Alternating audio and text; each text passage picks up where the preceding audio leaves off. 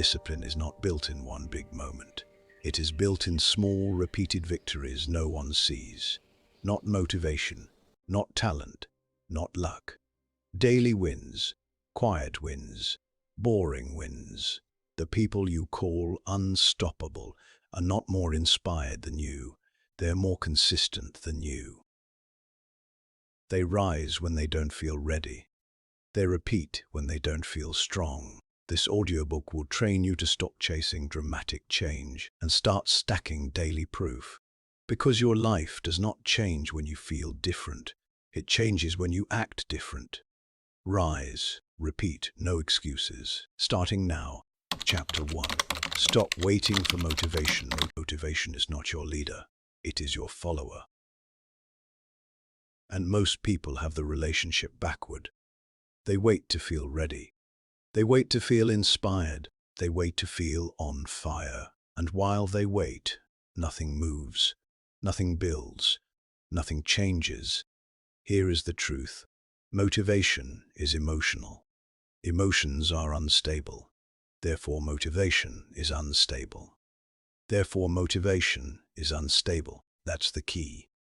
Discipline is mechanical, scheduled, repeatable. That's power. You don't need motivation to start. You need a rule. You need a trigger. You need a non-negotiable action. You have a choice. You can build your life on feelings, or you can build it on execution. Say this with me: you don't wait, you execute. The most productive people you know are not more motivated than you. They are more automatic than you. They removed the vote. They removed the debate. They removed the daily emotional committee meeting in their head. They decided once. Then they obey daily. That's the key. Look at the real world. The worker who shows up on time every day beats the genius who shows up when inspired. The athlete who trains on bad days beats the talented one who only trains on good days. The writer who produces 1 page daily beats the dreamer with 10 perfect outlines. It's not about intensity. It's about repetition. It's not about mood. It's about motion. You don't need their permission.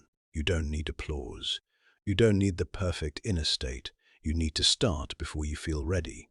Because action creates motivation, not the other way around. Most people believe this lie. Once I feel motivated, I'll take action.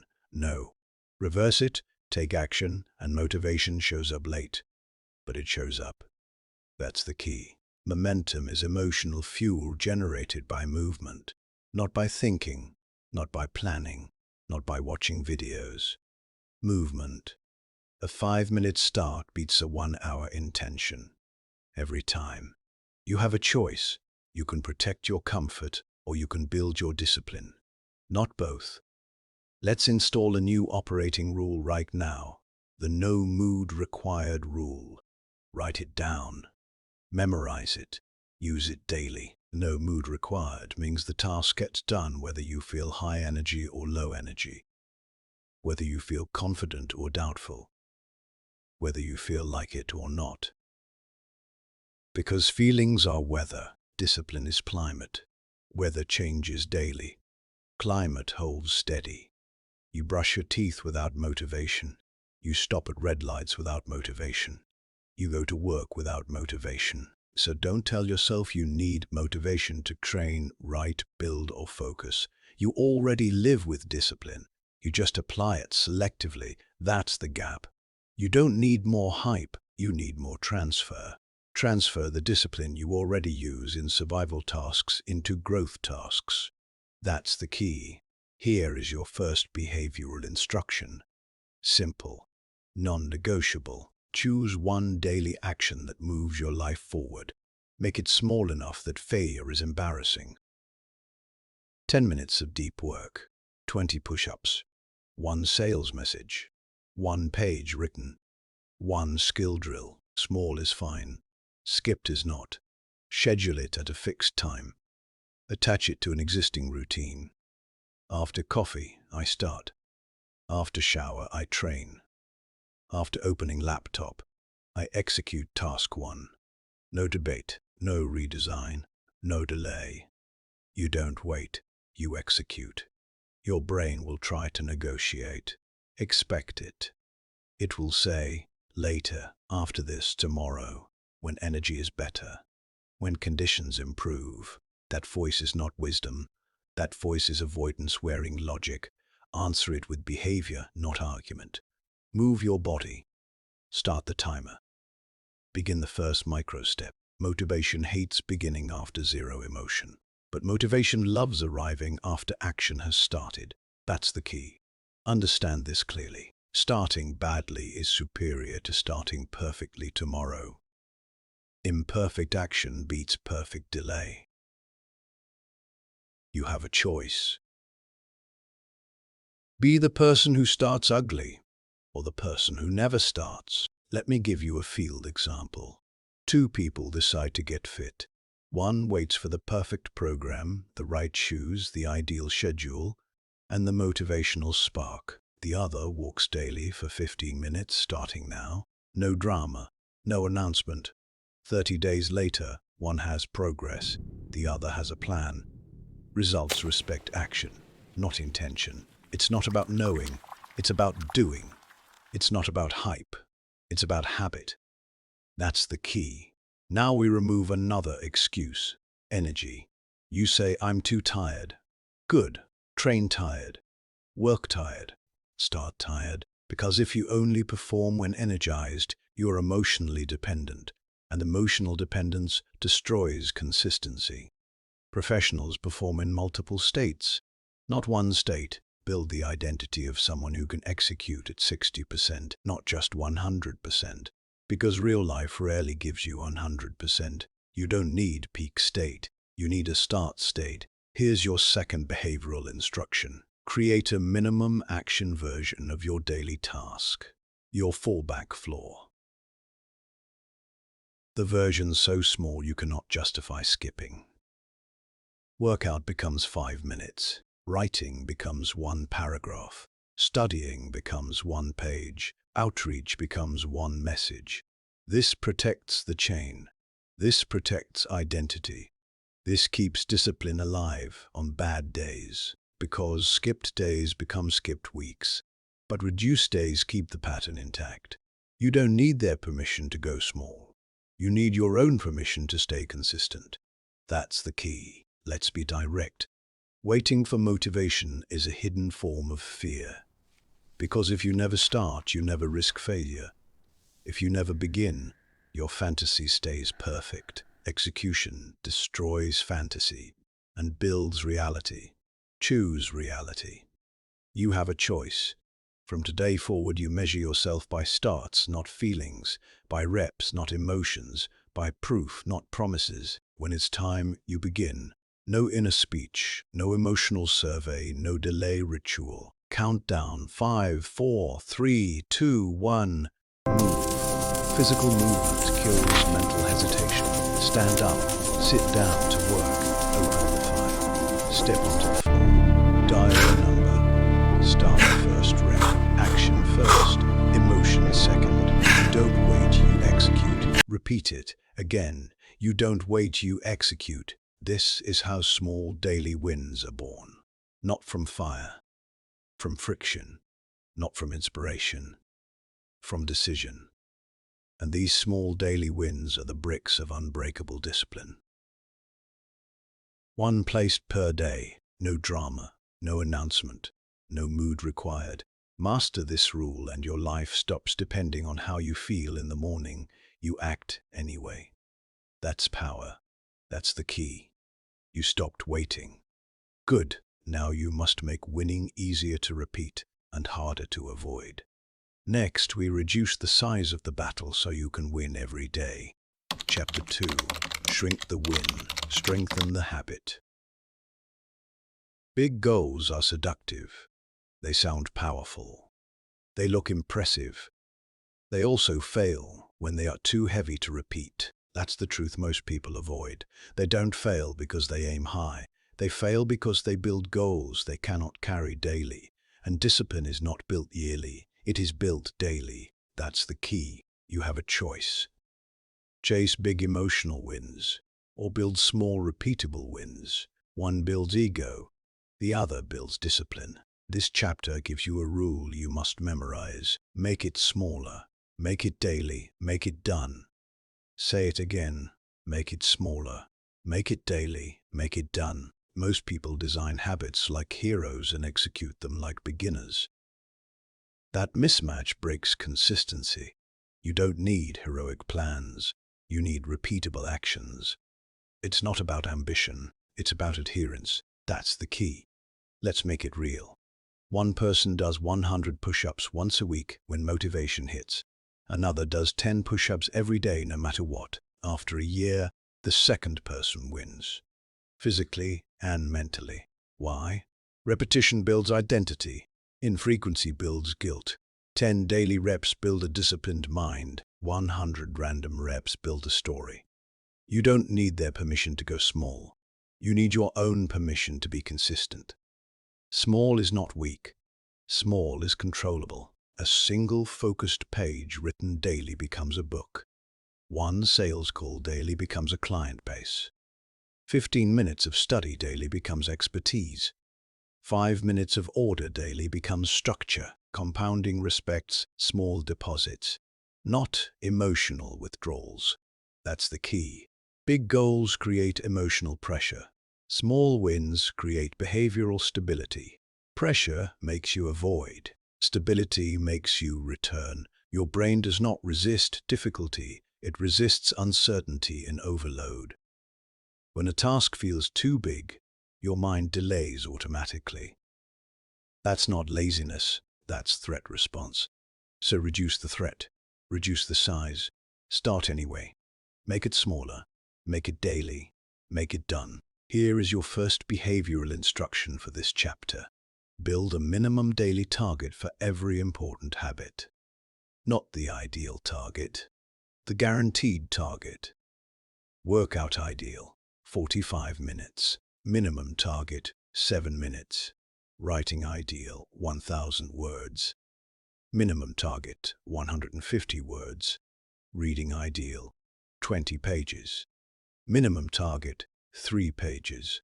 You must be able to hit the minimum on your worst day, sick day, busy day, low energy day, travel day, because discipline is proven on bad days, not good days.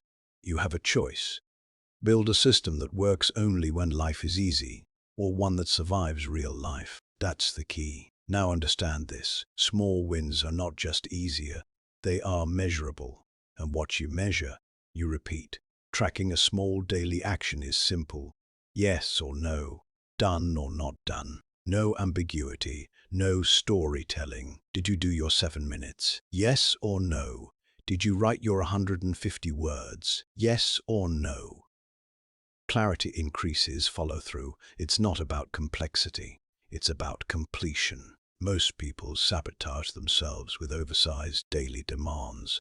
They say, from now on, I will train 90 minutes every day. They last 6 days. Then they disappear for 6 weeks. That is not discipline. That is emotional bargaining. You don't need intensity spikes. You need behavior flaws. That's the key. Let me give you another field example. 2 language learners start together. One studies 2 hours when free. The other studies 10 minutes daily at a fixed time. After 6 months, the daily learner speaks. The emotional learner restarts. Because daily beats occasional, every time. Say it again, make it smaller, make it daily, make it done. Now let's remove another hidden trap, perfection size. Some of you don't start small because you think small doesn't count. That is ego talking. Ego wants impressive effort. Discipline wants repeated effort. It's not about looking serious. It's about being consistent. A messy 5-minute start counts. An imperfect short session counts. A rough draft counts. That's the key. You are not building performance yet. You are building pattern. Performance comes after pattern. Pattern first. Pattern later. Here is your second behavioral instruction. Convert every big goal into a daily unit of action. Not get fit. That's a fantasy. Daily unit, complete minimum workout block. Not write a book. That's a headline. Daily unit, write minimum word count, not grow business. That's vague. Daily unit, send minimum outreach. If it cannot be done daily in small form, it cannot build discipline. You have a choice. Dream in outcomes or act in units. That's the key. Now let's talk about psychological momentum. When you complete a small task, your brain releases completion reward signals, progress chemicals, control signals. These reduce resistance to the next task. That's why small wins create bigger follow-through later in the day. So the small win is not small in effect. It is small in size, big in impact. Never underestimate a completed micro-action, but never overestimate a delayed macro plan. You don't need their permission to count small progress. You need your own respect for consistency. Repeat the law. Small done beats big planned. Now, a warning. Do not confuse small with optional. Small does not mean casual. Small means precise and protected. Your minimum daily action is sacred. It is not skipped for mood, not skipped for boredom, not skipped for distraction. It is your daily vote for the disciplined identity. Cast the vote daily. That's the key. Use this 3-step daily method. Define the minimum. Schedule the minimum. Track the minimum. No emotion added. No negotiation allowed. If extra happens, good. But extra is bonus. Minimum is law. You are building an unbreakable chain of proof, link by link, day by day. That is how unbreakable discipline is formed, not by heroic days, but by protected small wins. You rise, you complete the unit, you repeat tomorrow. Make it smaller, make it daily, make it done. You now understand how to lower resistance and increase repetition. Good. But daily wins must be placed at the right time to multiply their power. Win early, and the rest of the day obeys. You've learned to shrink the win. Now you will learn where to place it. Chapter 3. Win the first hour. Win the day. Your day is not decided at noon. Your day is decided in the first hour. That first hour is a lever. Push it right. The whole day moves. Push it wrong. Everything feels heavy. That's the key. Most people lose their day before they fully wake up. Phone in hand. Messages open. Notifications first. Other people's priorities injected into their mind before their own mission even starts. That is not an accident. That is a surrendered start. You have a choice. Start reactive or start in command. Say this rule out loud. First hour, no negotiation, no scrolling, no drifting, no random input. Directed action only. It's not about being extreme. It's about being intentional.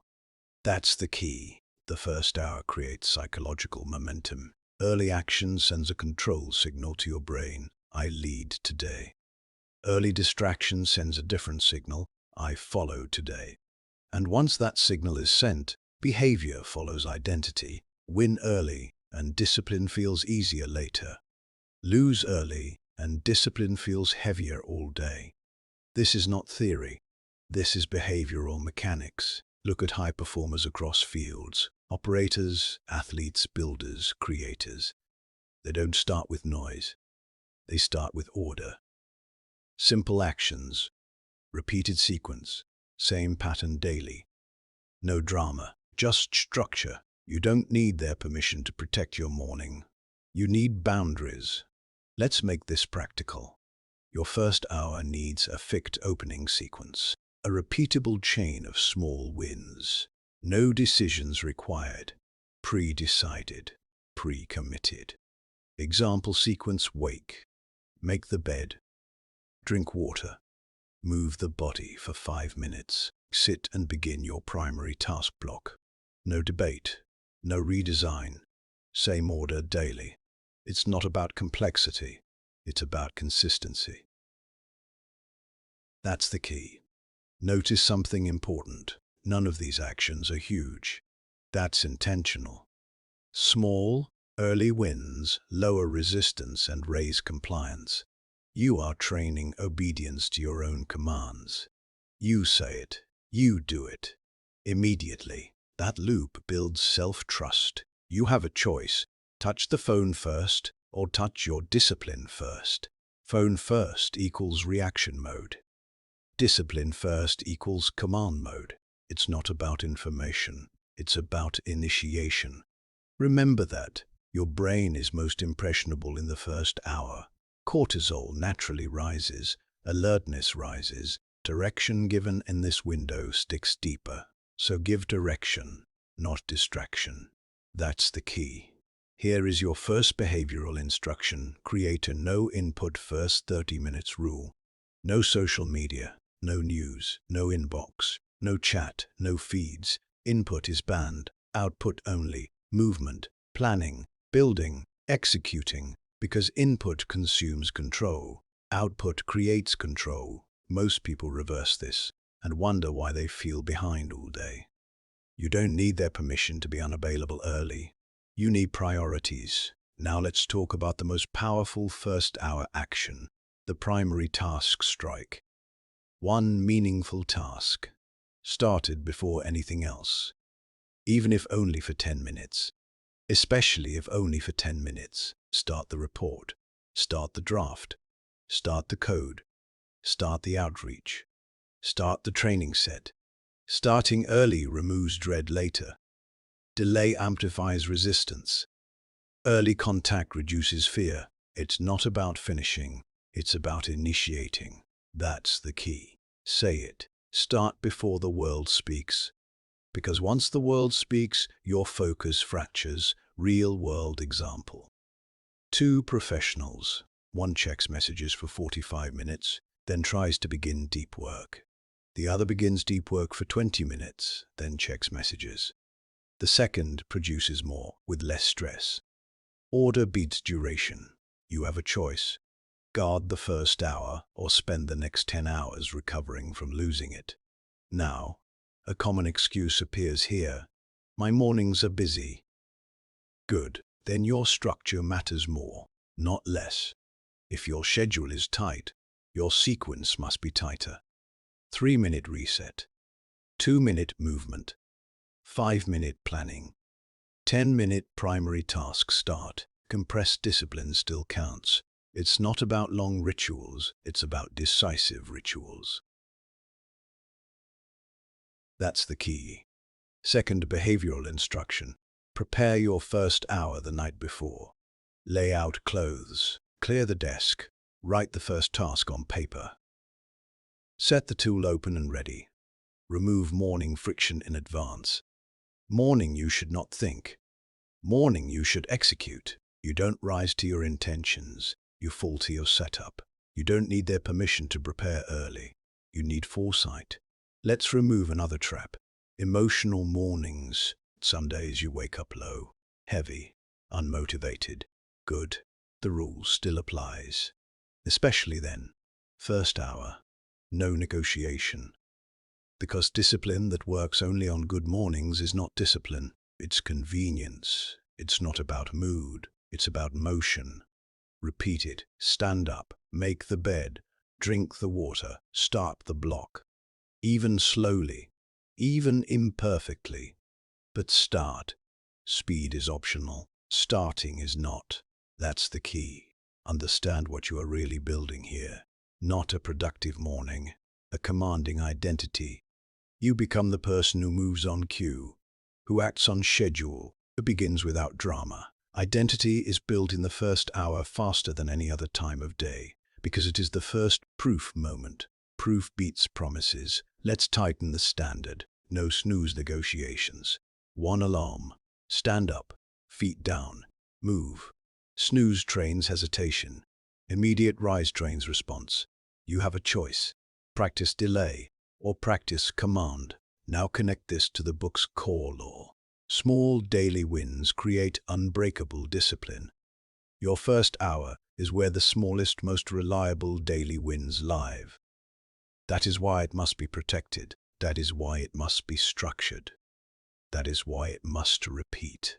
Rise right, repeat easier. Win the first hour, and you stack early proof, and the rest of the day bends toward discipline. No hype, no theatrics, just sequence. First hour, no negotiation. You now control the start. Good, but control collapses when every step requires a fresh decision. So next, we eliminate decision fatigue completely. You've learned to win early. Now you will learn to remove choice. Chapter 4. Remove choice from discipline. Breaks down at the point of decision, not at the point of effort, not at the point of difficulty. At the point of choice, every time you decide in the moment, you introduce risk. Emotion enters, mood enters, comfort enters, and discipline exits. That's the key. You think your problem is weakness. It's not. Your problem is too many live decisions. Too many moments where you ask yourself, do I feel like it? Wrong question. Wrong system. You have a choice, but you must use it early, not daily. Decide once. Obey daily. Say it clearly. Decide once. Obey daily. Most people try to be disciplined during execution. Professionals are disciplined during design. They lock the rule before the moment arrives. It's not about willpower. It's about pre-commitment. That's the key. Look at your inconsistent habits. Where do they fail? At the decision point, should I work out now or later? Should I start or scroll? Should I do the hard task or the easy one? Each question is a leak. Each choice is friction. Friction kills repetition. Friction kills repetition. Remove the question. Remove the leak. You don't need their permission to make your day structured. You need standards. Let's get practical. Here is your first behavioral instruction. Turn habits into if-then rules. If it is 6:30, I train. If I sit at the desk, I start task 1. If I finish lunch, I walk for 10 minutes. If it is 9:30, devices off, shutdown ritual begins. No debate, no reinterpretation, no emotional override. You are programming behavior triggers. It's not about flexibility, it's about reliability. You have a choice: live by preferences or live by protocols. Protocols scale, preferences collapse. That's the key. Understand this clearly. Decision fatigue is real. The more choices you make, the weaker your later choices become. By afternoon, your brain is tired of negotiating, so it picks easy. That's why unplanned days drift. That's why planned days execute. Remove choice from what matters. Save choice for what doesn't. Clothes simple. Breakfast simple. Start time fixed. Work block defined. Same order. Same triggers. You don't need their permission to be repetitive. Repetition is power. High performers look boring from the outside. Same start, same block, same structure. That boredom is not weakness. That boredom is stability. It's not about variety. It's about volume of correct reps. Say it again. Decide once. Obey daily. Now let's attack another hidden discipline killer. Optional start windows. If your habit can happen any time, it will happen no time. Open windows invite delay. Fixed times force action. I'll work out sometime today is a failure sentence. I work out at 6:30 is a discipline sentence. Time specificity increases compliance. That's the key. Second behavior instruction. Convert every key habit into a fixed appointment with yourself.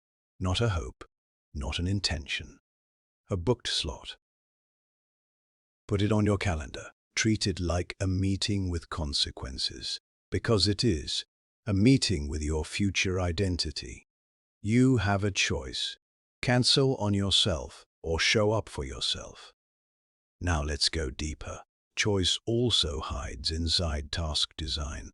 If your work session begins with, "What should I do first?" you already lost seconds in focus. Start sessions with a pre-written first action, not work on project. Too vague. Open file. Edit section 2. Specific. Clarity removes hesitation. You don't need their permission to be precise. You need operational clarity. That's the key. Let's use a real-world comparison. One student sits down and decides what to study each time. Another follows a written study sequence list. The second finishes faster with less stress, not smarter, more structured. Structure beats intelligence in repeated performance. It's not about talent, it's about triggers. Now, listen carefully. Removing choice is not removing freedom. It is removing self-sabotage. Freedom is not doing what you feel each moment. That's impulse.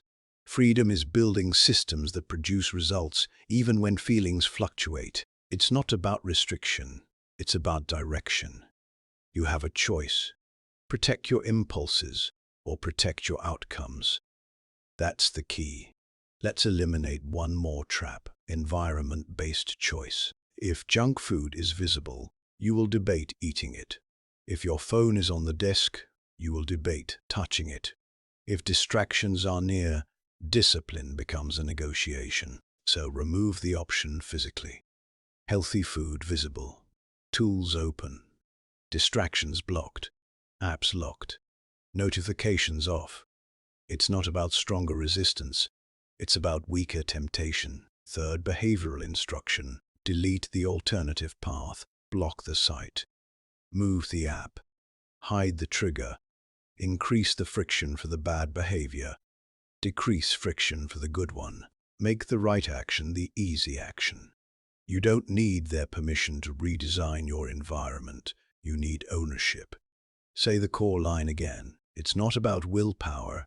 It's about design. That's the key. Now identity. Every time you follow a pre-made rule, you cast a vote for the disciplined version of you. Every time you decide in the moment, you cast a vote for the emotional version of you. Which identity are you feeding? You have a choice. From today forward, stop asking, "Do I feel like it?" Replace it with, "What is the rule?" Rules remove emotion from execution. No mood required. No vote required. No vote required. Rule. Action. Done. Decide once. Obey daily. This is how small daily wins become automatic. This is how repetition becomes stable. This is how discipline becomes unbreakable, not through force but through removal of choice at the point of action. You've removed decision friction. Good. Now you must build visible proof. Because what gets recorded gets repeated. You stop negotiating. Next you start tracking. Chapter 5. Track proof. Not feelings. Feelings are loud. Proof is quiet. Feelings say, "I tried." Proof says, "I did." Most people measure their progress with emotion. That is why most people stay stuck. Emotions fluctuate hourly. Proof accumulates daily. That's the key. You don't rise because you feel committed. You rise because you can see evidence of commitment. You have a choice. Track moods or track actions. Only one builds discipline. Say this line clearly. Track proof, not feelings. I felt productive means nothing. I completed the task means everything. Because discipline is not emotional. Discipline is behavioral. You don't need their permission to measure yourself. You need honesty. Let's be direct. When you don't track, you guess. When you guess, you lie, usually to yourself. Not maliciously, comfortably. You say, "I worked a lot this week." Did you? Show the record. Show the sessions. Show the reps. Show the pages. Show the calls. No record, no reality. That's the key. Elite performers track. Athletes track reps. Businesses track numbers. Pilots track hours. Builders track milestones. Only amateurs rely on memory and mood. Memory protects ego. Records reveal truth. It's not about pressure. It's about precision. Here is your first behavioral instruction. Create a daily proof log. 1 page, 1 note, 1 tracker. Simple. List your non-negotiable daily actions. Next to each, a checkbox. You either mark it or you don't. No partial credit. No storytelling. Did you train? Yes or no? Did you execute the primary task? Yes or no? Did you complete the minimum unit? Yes or no? Binary tracking builds behavioral clarity. You have a choice: live in impressions or live in evidence. That's the key. Now understand the psychological effect. Visible proof changes identity faster than positive thinking. When you see a chain of completed actions, your brain updates your self-image. I am someone who shows up. Not because you said it, because you saw it. Proof is identity fuel. Motivation speeches fade. Check marks remain. You don't need their permission to feel proud of small boxes checked. You need consistency. Repeat the principle. Proof builds power. Let's remove another failure pattern. Emotional scoring. Some of you only count a day if it felt strong, deep, perfect, or intense. That is ego scoring, not discipline scoring. A minimum completed on a bad day counts fully. A reduced session still counts. A small win still counts. It's not about greatness, it's about done. That's the key. Real-world example. Two writers attempt a book. One writes only when sessions feel deep and creative. The other logs 300 words daily and tracks it. The tracker finishes. The feeler restarts. Because measurement creates momentum. Second, behavioral instruction. Track inputs, not outcomes. You cannot control results daily. You can control reps daily. Track minutes worked, not money earned. Track workouts, not body weight. Track outreach, not replies. Inputs are obedient. Outcomes are delayed. You have a choice. Measure what you wish, or measure what you do. Measure behavior. That's the key. Now let's talk about streaks. Streaks are powerful because they create psychological gravity. Once a chain forms, your brain resists breaking it. You start protecting the pattern automatically, but only if it is visible. A hidden streak has weak force. A visible streak has strong pull. Wall calendar, habit app, notebook grid. Doesn't matter. Visibility matters. You don't need their permission to make your progress visible. You need friction against quitting. Say this: protect the chain. Every marked day is a brick. Every brick makes the wall stronger. But listen carefully. Streaks are not for ego. They are for stability. Miss one day, you recover immediately. You don't quit. You repair. It's not about perfection. It's about rapid return. That's the key. Third, behavior instruction. Install the never miss twice rule. You miss one, allowed. You miss two, unacceptable. Because one miss is an event. Two misses are a pattern. When a day breaks, the next day becomes sacred, non-negotiable. Immediate restart. You have a choice. Turn slips into slides, or slips into signals. Now, feelings. Feelings will try to enter your scoring system. Today didn't feel strong. Irrelevant. Did you execute? That is the only scoring question. It wasn't my best work. Irrelevant. Was it completed? That is the metric. It's not about emotional quality, it's about behavioral completion. You don't need their permission to count imperfect reps. Imperfect reps build perfect discipline. That's the key. Let's go deeper. Tracking also exposes truth patterns.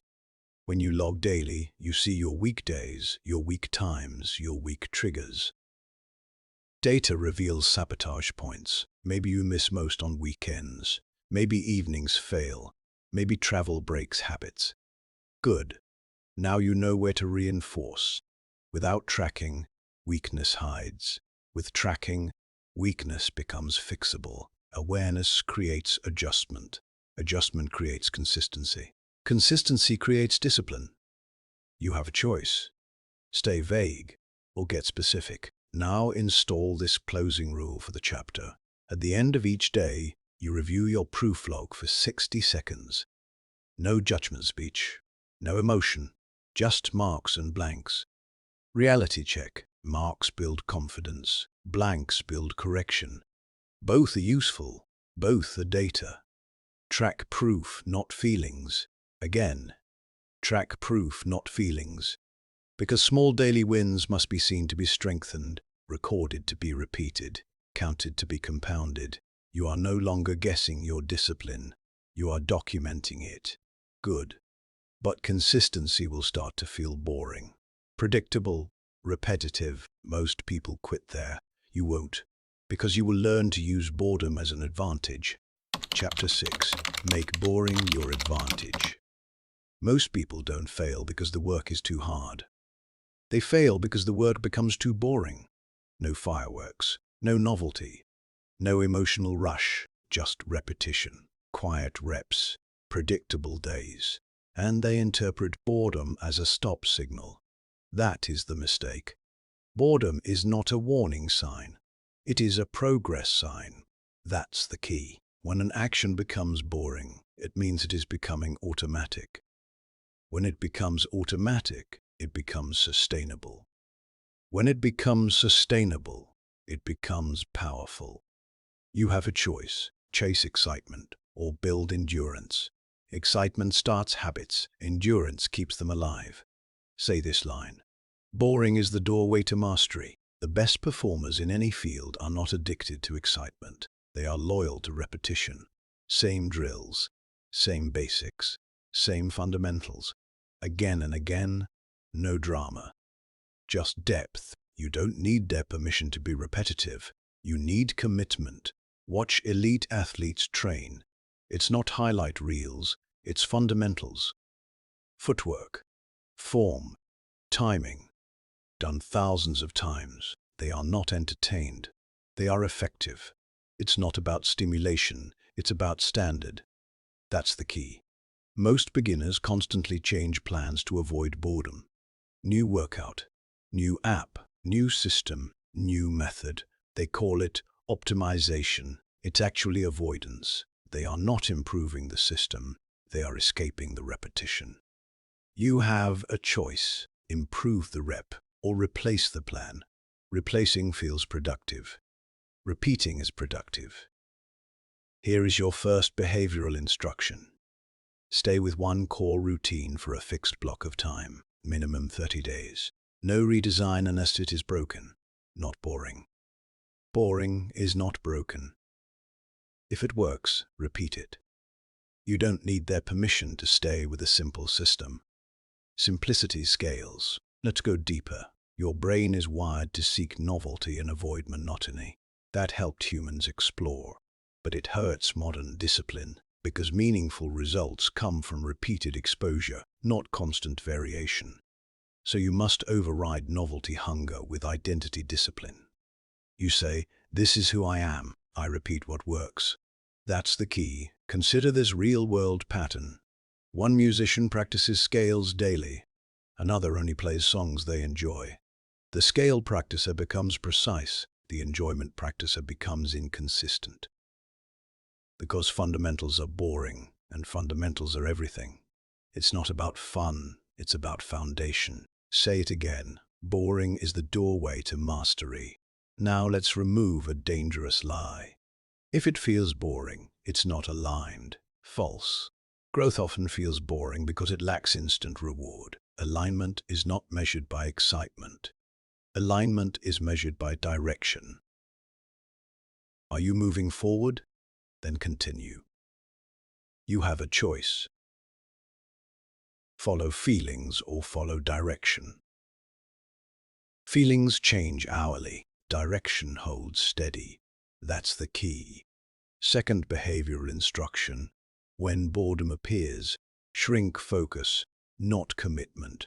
Don't quit the session. Narrow the target. Instead of finish everything, switch to complete the next small unit. One page, one set, one block, one call. Boredom hates micro-targets.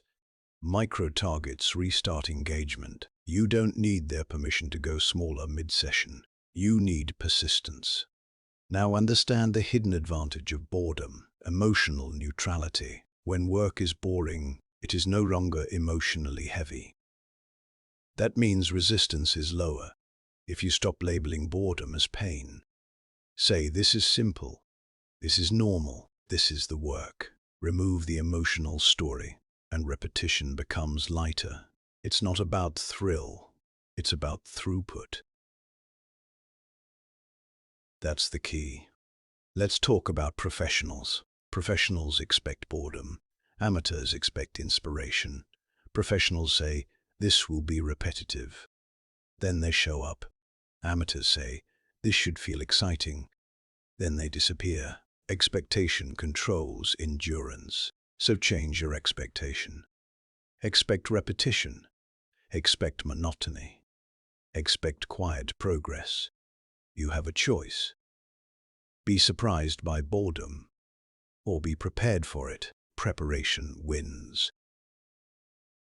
Third, behavioral instruction. Install a boredom script, a pre-written sentence you use when monotony hits.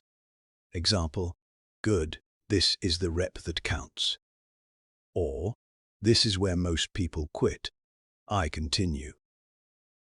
Or, repetition is my advantage. Say it out loud when boredom appears.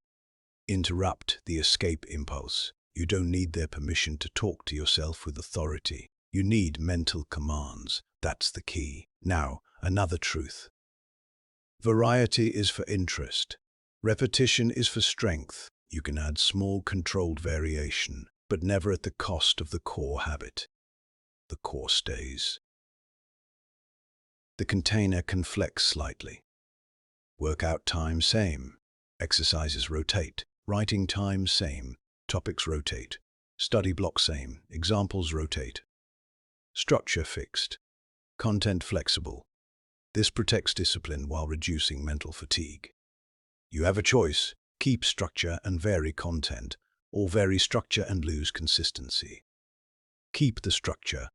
Let's connect this to small daily wins. Small daily wins are supposed to feel ordinary. That's how they become daily. If every win must feel big, you will not repeat it. If wins are allowed to feel small and boring, you will stack them. Stacked boring wins create extraordinary results. That's not motivational talk, that's mathematical truth. One quiet rep per day beats one heroic burst per month. It's not about dramatic action, it's about daily action. You don't need their permission to be unimpressive daily. You need to be unstoppable quietly. Say it again. Make boring your advantage. Because when others quit from monotony, you continue. When others need stimulation, you need only structure. When others chase new, you repeat true. That is discipline. And discipline built on small, boring, daily wins becomes unbreakable. You now know how to continue when excitement fades. Good. But consistency also depends on continuity. Protecting your streak when life hits. Next, you learn how to defend your chain. Chapter 7. Protect the chain at all costs. Discipline is not built in single days. It is built in chains of days. Linked actions. Repeated behavior. Visible continuity. That's where strength lives. That's the key. One workout does little. 50 workouts change identity. One focused session helps. 100 focused sessions transform output. The power is not in the act. The power is in the chain. Say it clearly. Protect the chain. Most people don't lose discipline because they fail once. They lose discipline because they fail and then emotionally disappear. One miss becomes a story. The story becomes a slide. We stop that here. You have a choice.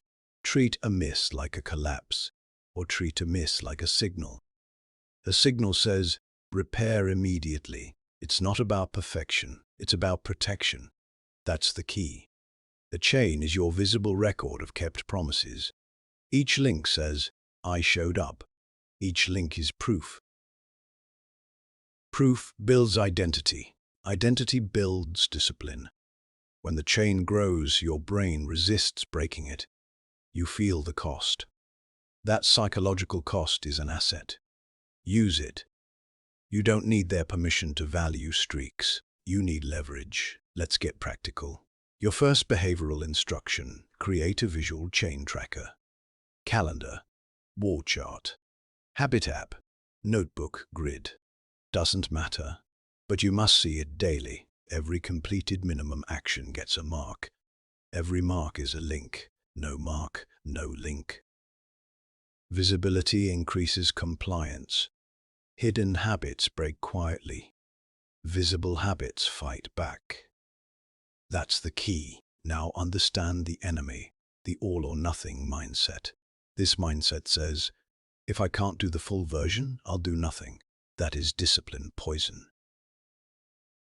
Because life will interrupt you. Travel, illness, overtime, family demand, low energy days. If your habit only survives perfect days, it will die quickly. So we install the shield, the minimum version rule. Bad day version counts, reduced version counts, micro version counts, 5-minute workout counts, 1 paragraph counts, 10-minute focus block counts. It's not about size, it's about signal. The signal is, I don't break promises to myself. You have a choice. Protect the size or protect the streak. Protect the streak. Say it again. Protect the streak. Say it again. Protect the chain. Real-world example. 2 people build a reading habit. One reads 20 pages or skips. The other reads 2 pages minimum no matter what. The second never breaks the chain. After a year, the second reads more total, with less struggle, because continuity beats intensity. That's the key. Second behavioral instruction: install the never miss twice rule. Missing once is human. Missing twice is a pattern. You never allow patterns of absence. If you miss today, tomorrow becomes non-negotiable.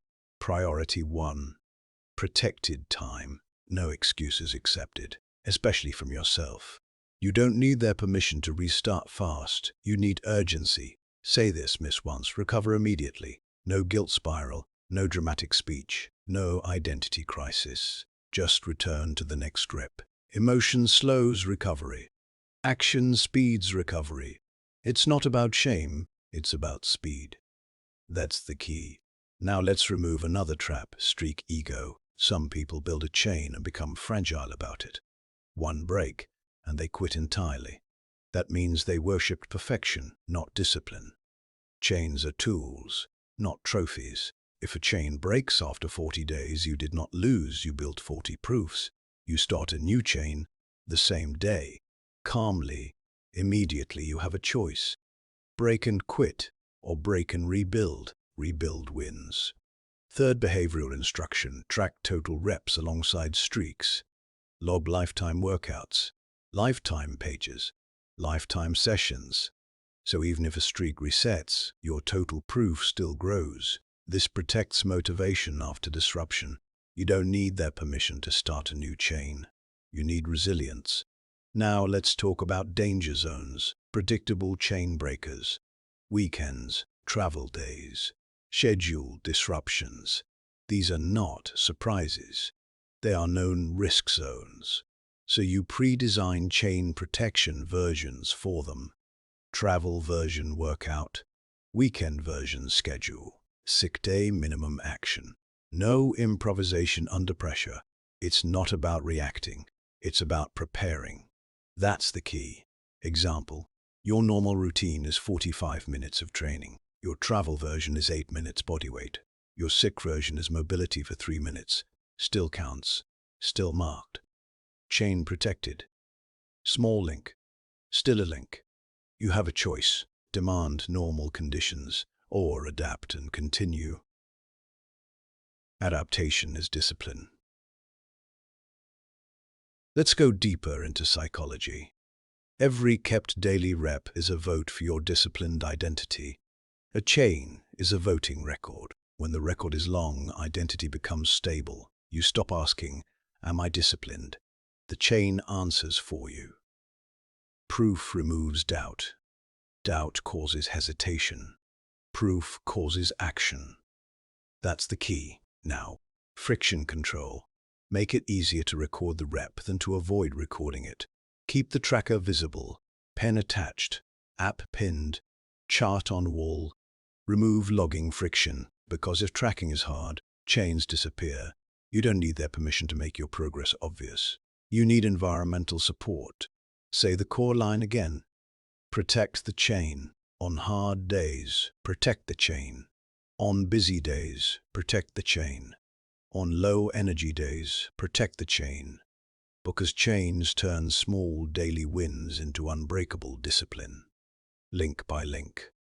Quietly, relentlessly. No drama, just continuity. You now know how to maintain consistency across days.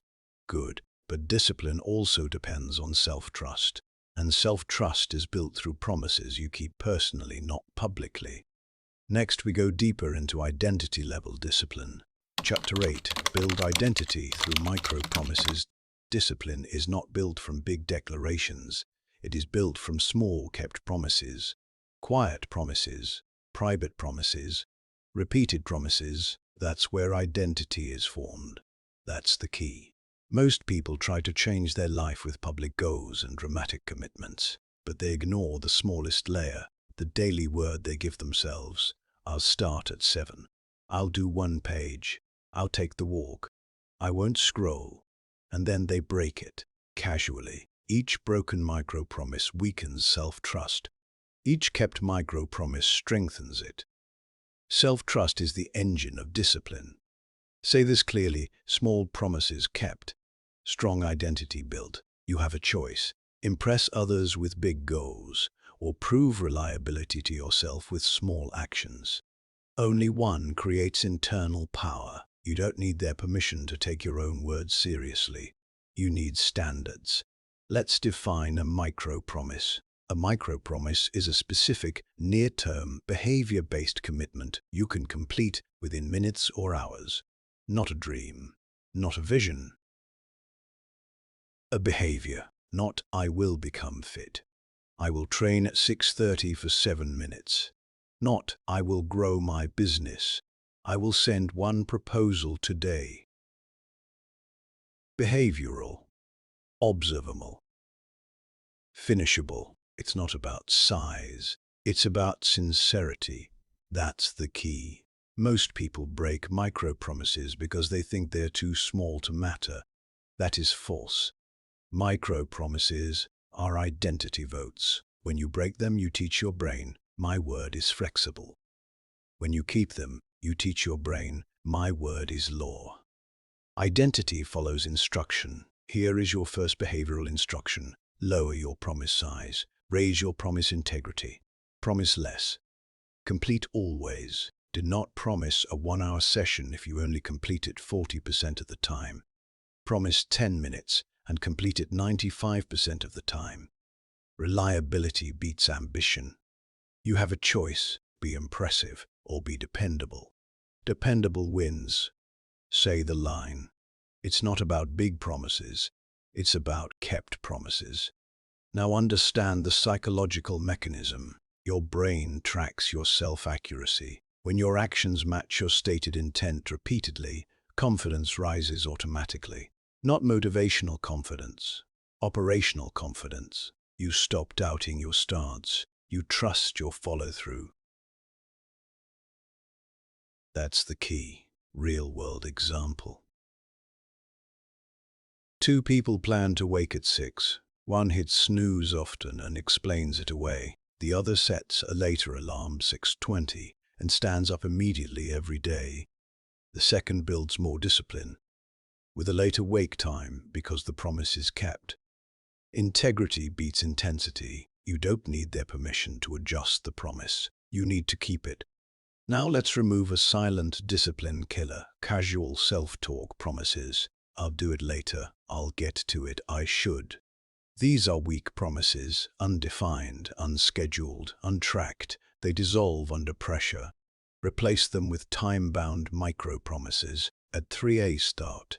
After lunch I walk 10 minutes. When I open the laptop I begin task 1. Specific triggers create specific action. It's not about intention. It's about instruction. That's the key. Second, behavior instruction. Write your top 3 daily micro-promises each morning on paper before the day begins. Small, clear, finishable. Then complete them before adding extras. These are your identity reps. Extras are optional. Promises are not. You have a choice. Drift through the day or execute declared actions. Execution builds identity. Now, an important warning. Do not stack too many micro-promises at once. Over-promising is disguised self-sabotage.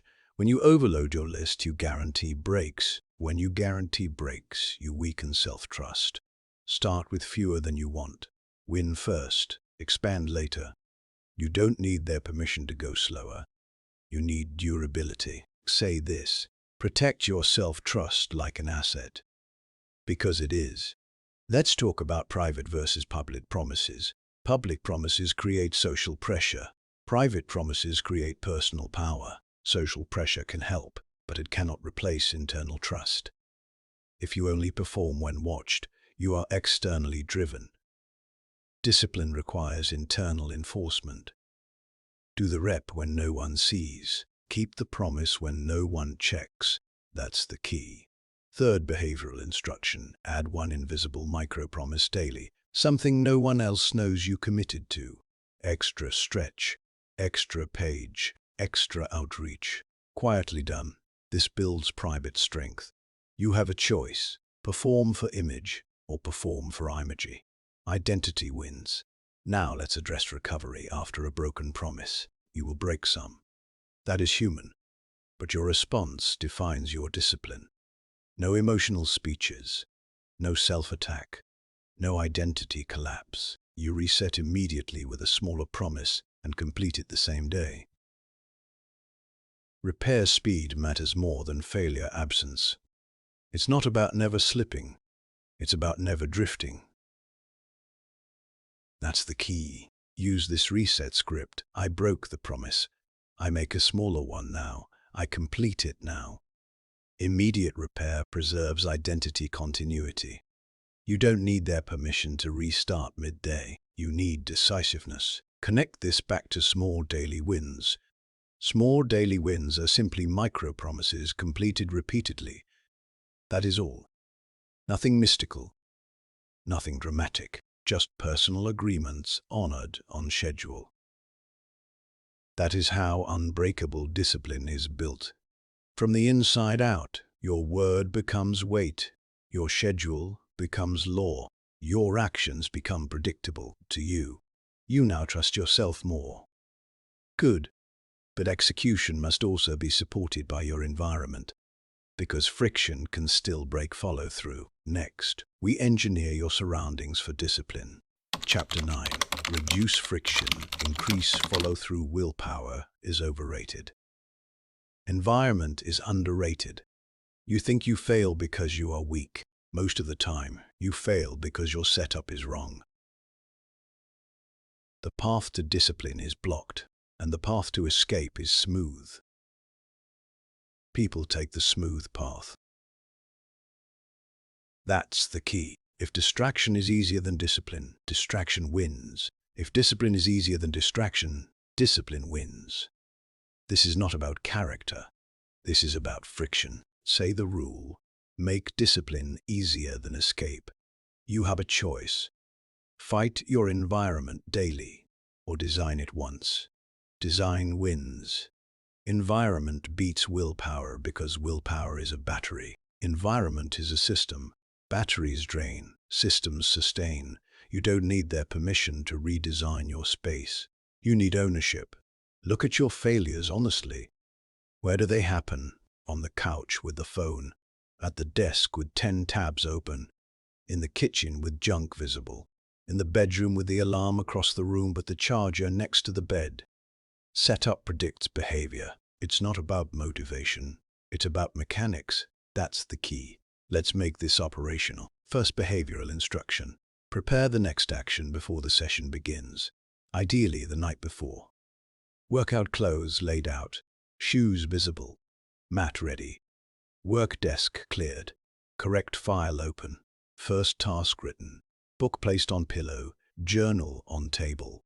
Water filled. When action time arrives, starting should feel automatic. No searching, no sorting, no deciding. Reduce start friction to near zero. You have a choice. Spend energy preparing or spend energy resisting. Preparation is cheaper. Say it again. Make discipline easier than escape. Now consider the opposite. Escape friction. Right now, your distractions are frictionless. One tap, you're scrolling. One click, you're watching. One swipe, you're gone. Reverse that. Add friction to distraction. Log out of apps. Remove shortcuts. Use blockers. Put the phone in another room. Turn off notifications. Add passwords. Add delays. One extra step stops many impulses. You don't need their permission to make distraction inconvenient. You need defense. That's the key. Real-world example. One worker keeps the phone face down beside the keyboard and tries to use willpower. Another puts the phone in a drawer across the room and uses a sight blocker. The second appears more disciplined. In reality, the second is more engineered. It's not about stronger resistance, it's about weaker temptation. Second, behavioral instruction. Build friction layers against your top 3 distractions. Name them. Don't generalize. Social media, streaming, gaming, snacking, messaging. Whatever pulls you off track. Build barriers, time locks, app blockers, physical distance, access windows. If it's always available, it will always interfere. You have a choice. Protect access or protect focus. Protect focus. Now let's talk about activation energy. Every action has a starting energy cost. The higher the starting cost, the more likely you delay. So your job is to lower activation energy. For disciplined behavior, example, guitar in the closet, high friction. Guitar on a stand in the room, low friction. Healthy food hidden, high friction. Healthy food pre-cut in front, low friction. Task list buried, high friction. Task card on keyboard, low friction. Lower activation energy, increase follow-through. That's the key. Third, behavioral instruction. Use 2-minute launch setups. Design your habits so the first 2 minutes are extremely easy. Open document and write 1 line. Put on shoes and step outside. Open book and read 1 paragraph. 2 minutes bypass resistance. Starting beats thinking. You don't need their permission to start small. You need momentum. Now sequencing. Good environments don't just remove friction. They guide order. They make the next right action obvious. Your space should answer the question, what should I do now, without words?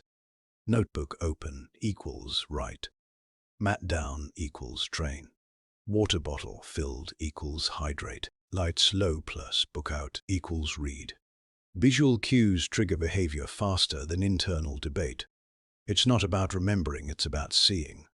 That's the key. You have a choice. Depend on memory or depend on cues. Cues are more reliable. Let's address time friction. Switching tasks repeatedly increases friction and drains discipline. Context switching is hidden resistance, so batch similar actions. Answer messages together, make calls together, make together, try together. Train in one block. Fewer switches, less friction, more completion. You don't need their permission to be unavailable during focus blocks. You need boundaries. Now, social environment. People around you are also friction or fuel. Some normalize discipline, some normalize escape. If everyone around you delays, your delay feels justified. So you must add at least 1 discipline reference to your environment. A friend, a group, a partner, a public log. Somewhere your actions are visible. Not for praise, for pressure. It's not about popularity, it's about accountability. That's the key. Fourth, behavioral instruction. Install commitment signals in your space. Written rules on the wall. Your chain tracker visible. Your daily promises card on your desk. your no mood required rule where you can see it. When standards are visible, behavior aligns faster. You have a choice. Hide your rules or display them. Display them. Now connect this to small daily wins. Small daily wins fail when starting is hard. Small daily wins succeed when starting is easy. Your environment decides which one happens more often, so stop asking, how can I be more motivated? Start asking, how can I make the right action easier than the wrong one? Make discipline easier than escape. Repeat it. Make discipline easier than escape. You've removed internal friction. You've removed decision friction. Now you've removed environmental friction. Good. One final layer remains: emotional drama. Because discipline becomes unbreakable when execution is calm, controlled, and repeatable without emotional noise. Next, you master the final operating state. Chapter 10. Rise and repeat without drama. Most people are addicted to dramatic change. Big speeches, big starts, big declarations, and then big drop-offs. They want transformation to feel intense, cinematic, emotional. But real discipline is quieter than that. Real discipline is repetitive, controlled, almost boring. That's the key. Unbreakable discipline is not built on heroic bursts. It is built on daily cycles. Calm starts, clean reps, closed loops. Say the operating rule, no drama. Just repeat. You have a choice. Perform discipline, or practice discipline, or practice discipline. Performance is loud, practice is consistent. You don't need their permission to be unimpressive daily. You need to be reliable daily. Let's remove the final illusion that emotion must be high for action to count. No, low emotion reps count. Flat energy reps count. Quiet sessions count. Mechanical execution counts. It's not about emotional intensity. It's about behavioral continuity. That's the key. Look at professionals in hard fields: fighters, soldiers, craftsmen, surgeons, operators. They do not rely on hype before every action. They rely on procedure, checklist, sequence, execution. Creators who publish for years don't wait for passion daily. Workers who build strong bodies don't wait for excitement daily. They run the loop. Start, execute, close, reset, repeat. No drama, just repeat. Real-world example. The amateur waits to feel ready to create. The professional sits and begins at the scheduled time. Some days feel great, some feel flat. Output still happens, because schedule beats state. You have a choice. Follow your state or follow your schedule. Schedule wins. Now understand why drama is dangerous. Drama creates emotional spikes. Emotional spikes create emotional crashes. After the crash, consistency dies. That's why people sprint for 5 days and vanish for 20. They overdosed on intensity. Discipline prefers moderation, sustainable pace, repeatable load. It's not about maximum push, it's about minimum skip. That's the key. First, behavioral instruction. Build a daily execution loop. Same start trigger, same minimum action, same shutdown ritual. Example. Start time, begin primary block. Minimum unit, complete defined rep. Shutdown, log proof and set tomorrow's first action. Loop closed, day complete. Loops reduce emotion. Loops increase reliability. We don't need their permission to be structured. You need cycles. Now remove celebration dependency. Some people only continue habits that feel rewarding each day. That is emotional payment addiction. But many correct reps feel neutral. Some feel hard. Some feel dull. You continue anyway, because identity is the reward, not the feeling. Say it, I don't need hype, I need reps. You have a choice. Demand daily emotional reward, or accept delayed structural reward. Structural reward is stronger.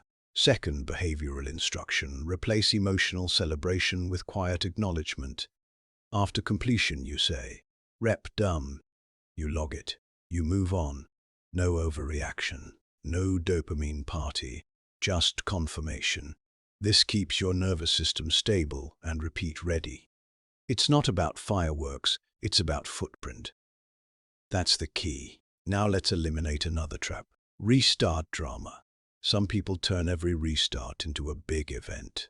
New plan, new tools, new identity speech that burns energy before action even begins. Restart quietly. Missed days? Resume today. Same system. Smaller rep. Done. No ceremony required. You don't need their permission to restart small. You need speed. Say the reset rule. Resume fast. Resume small. Resume now. No drama. Just repeat. Let's talk about emotional weather. Some days you will feel strong. Some days you will feel nothing. Some days you will feel nothing. Some days you will feel resistance. Your execution style stays the same. Calm, direct, mechanical. Mood does not change the move. It's not about how you feel. It's about what you run. That's the key. Third behavioral instruction. Use neutral language for your discipline actions. Not, "I'm crushing it today." Say, "Session complete." Not, "I failed horribly." Say, "Rep missed." Next rep scheduled. Neutral language prevents emotional swings. Emotional swings break repetition. You have a choice. Speak with drama or speak with precision. Precision stabilizes behavior. Now connect everything. Small daily wins. Protected chains. Micro promises kept. Friction reduced. Choice removed. Proof tracked. Boredom accepted. All of it points here. A drama-free execution identity. You rise. You run the loop. You log the rep. You reset the field. You repeat tomorrow. No speeches required. No audience required. No perfect mood required. Just execution. Workers who last decades operate like this. Fighters who survive long careers operate like this. Creators who publish hundreds of works operate like this. Routine over hype. Cycle over surge. Repeat over rush. No drama. Just repeat. This is the final form of the book's core law. Unbreakable discipline is not built through emotional force. It is built through small daily wins executed calmly and repeated without negotiation. You don't rise once. You rise daily. You don't repeat emotionally. You repeat mechanically. Rise. Repeat mechanically. Rise. Without drama. Start here. Discipline is not loud. It is not emotional. It is not cinematic. It is built in small wins repeated without negotiation. You rise when it's inconvenient. You repeat when it's boring. You execute when no one is watching. That is how self-trust is built. That is how power is built. Not in intensity, in consistency. From this moment forward, you stop chasing motivation and start stacking proof. One action, one task, one kept promise at a time. No 0 days, no emotional voting, no delay. When the day begins, you rise. When resistance appears, you repeat. Your challenge is simple and absolute. Choose one daily non-negotiable action and protect it for the next 30 days without excuse. Not perfect, but never skipped twice. Rise, repeat. Prove it.